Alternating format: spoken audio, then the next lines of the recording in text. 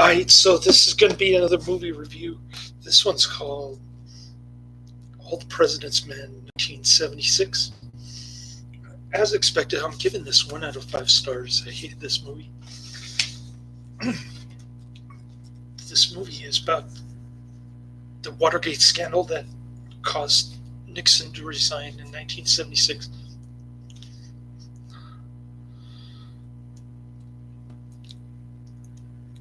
Allowing Gerald Ford to become president, who was just as useless as Nixon, although he tended to get hit in the head with golf balls quite a bit back in the 70s. That's about all I remember about him. Nixon was one of the worst presidents ever, according to historians, but for all the wrong reasons. They blame it on Watergate. Watergate looks like small business compared to what the government spying operation does these days. They spy on everybody in the United States, including the president himself, Donald Trump, or Donald J. Trump, as he likes to be called. So Nixon's spying on the Democratic headquarters in the Watergate building in Florida looks like a petty crime compared to what the scale of government surveillance today. And even in the face of the and it's odd because it's kind of ironic that the FISA courts would be involved in scandal with the current president, because the FISA courts came about in the late 70s in response to Watergate. It was a way of getting around the Constitution, denying people their due process, or getting warrants rubber stamped by these new FISA courts. So instead of Nixon resigning, people becoming cynical of government, the government just gave themselves more power as a result. And nothing the Washington Post ever did since Watergate would even qualify as a significant event. I don't even know why people read the Washington Post nowadays, because or the New York Times for that matter. I'm surprised both are still in business. But Bob Woodward worked for the Washington Post, and the movie's based on the book that Carl Bernstein and Bob Woodward wrote, called All the President's Men. And it goes through a very short period of time, for about 2 hours, and the last 10 minutes or so go very quickly. The years pass very quickly. So people said that it had a rather abrupt ending. But I can understand why, because they let this movie drag on so long. I could really care less about the Washington Post, even though the two Bernstein and Woodward were doing their journalistic duty to expose the shenanigans of the intelligence community and Richard Nixon at the time. But even so, you get the Jason Robards in the newsroom discussing the rather banal topics of the day, what to put in the newspaper before Watergate became supposedly the biggest scandal in U.S. history. Unless you listen to Nancy Pelosi, who tells us that President Trump makes Watergate look piddly, which is kind of ironic considering the amount of surveillance the government itself does, including but not limited to the FISA courts rubber stamping the Steele dossier on President Trump. But nevertheless, it's a logical consequence of Watergate FISA shenanigans that have been going on for decades, really. The FISA abuses only came to light after the Steele dossier was proven to be a total fraud, even though the court rubber stamped it. And I don't know. I read about FISA courts when the USA Patriot Act was railroaded through Congress after 9/11. And of course, after 9/11, they just give more power to the FISA courts. And then you see the consequence of what happened with the Steele dossier. So it's kind of a chain of events that the movie never explained. Maybe because it was made in 1976, the FISA courts might not have been in existence yet. But in any case, it doesn't really tell the whole story of the supposedly earth-shaking events that never happened. Just made government and in general.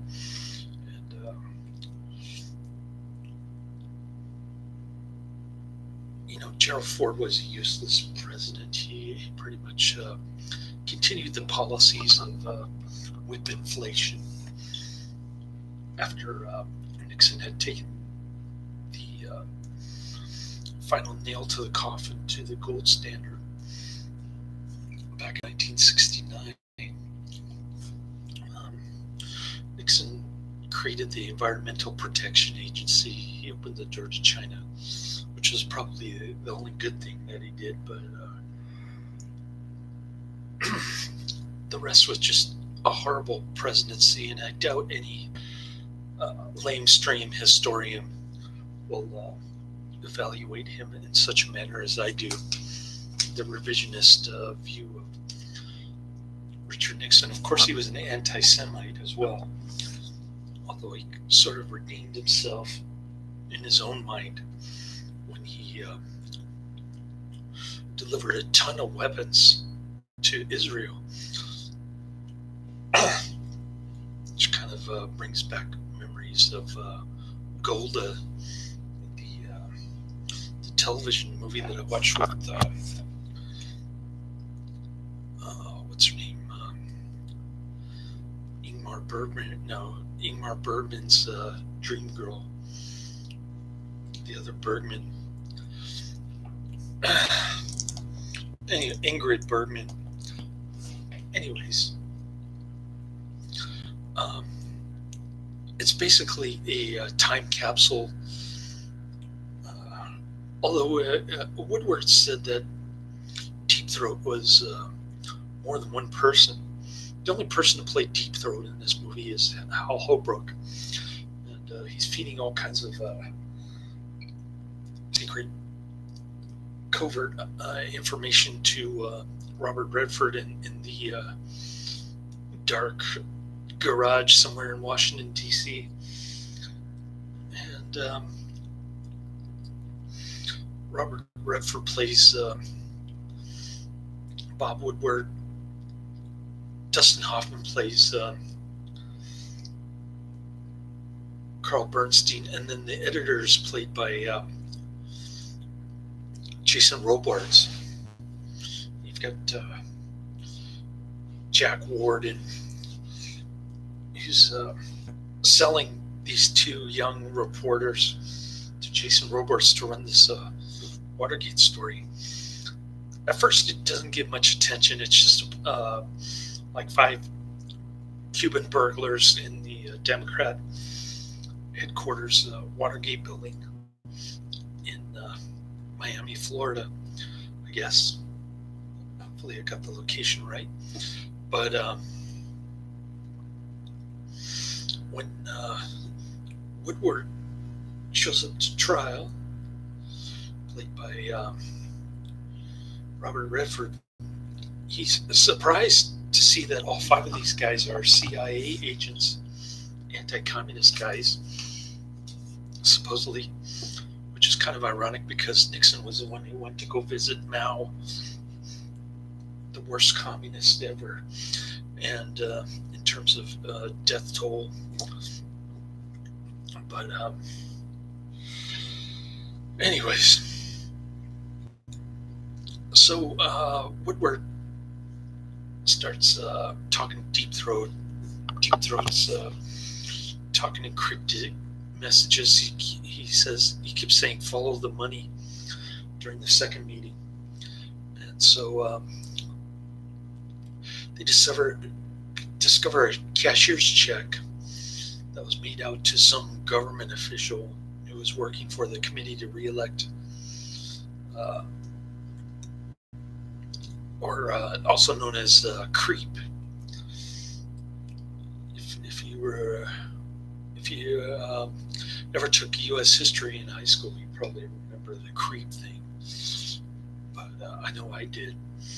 But anyways,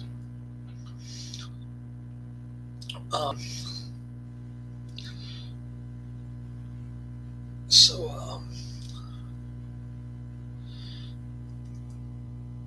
they start digging some more. They come up with a list of employees who work for creep. They start banging on doors, getting tidbits of information. All the people who answer the door are afraid for their lives, or they're afraid somebody's watching them or something. And then they managed to get some information from this guy, and implicating Haldeman. And then it cuts to Richard Nixon inauguration, and I don't want to spoil the ending, but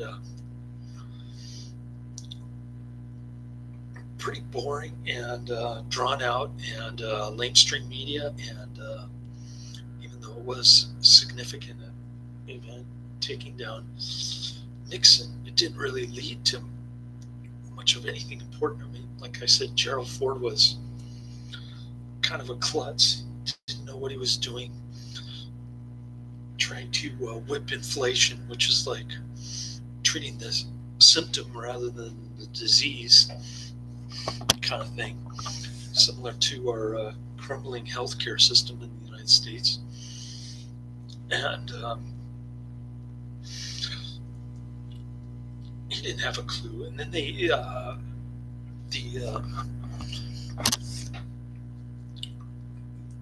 American people responded to cynicism towards government by electing a peanut farmer who just continued the same policy, high inflation, gas lines, and you name it. Same kind of idiot whose only accomplishment really was brokering the Israeli-Egyptian peace accords at Camp David. All right, so Gerald Ford didn't have any accomplishments whatsoever, other than being a lame duck president who didn't know what the heck he was doing. And so that's pretty much sums up the 70s for you. Not a very turbulent decade, just pretty much people changing, people switching chairs on the Titanic kind of thing. And Ronald Reagan came along in, I think, 1981 and 1982 were his best years. And he started going downhill too. So I don't think very much highly of U.S. presidents, U.S. politicians, mainstream media, Washington Post, New York Times. They haven't accomplished a single thing since since Watergate. And I just have a very dim, cynical view of government, much more so than typical American. That's why I hated this movie, because it just reminded me of how much of a non-event Watergate was in comparison to today's full-blown surveillance state on every single citizen in the United States by the NSA, all these other creepy agencies that remind you of the German Stasi or the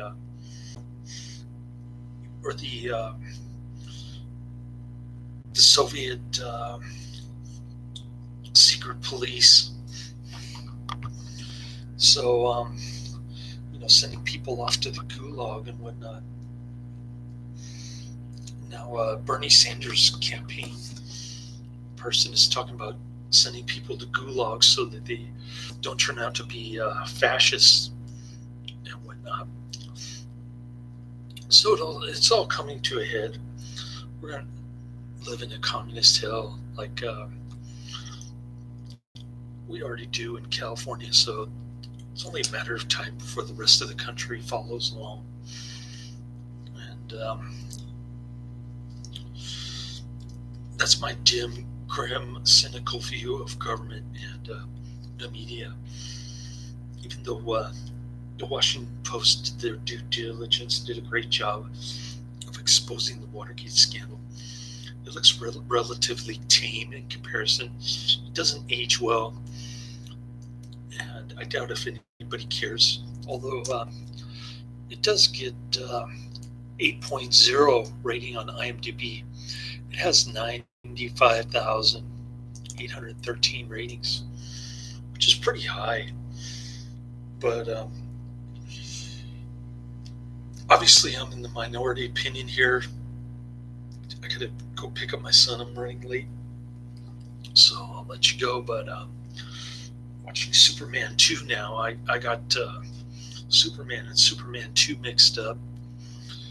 I thought I couldn't remember if I saw Superman 2, mainly because I thought it was the same as the first Superman movie, which is understandable. Both of them were filmed at the same time, but they switched directors later on, and it ended up becoming a different movie. I got the original movie right here. I'm gonna watch it tonight, and then I've got the director's cut in my Netflix queue, like 5 down. So I'm gonna compare the two and see which one is actually better, if the changes are actually better, that sort of thing. So that's on my agenda for tonight. And that's the end of my review. Laters.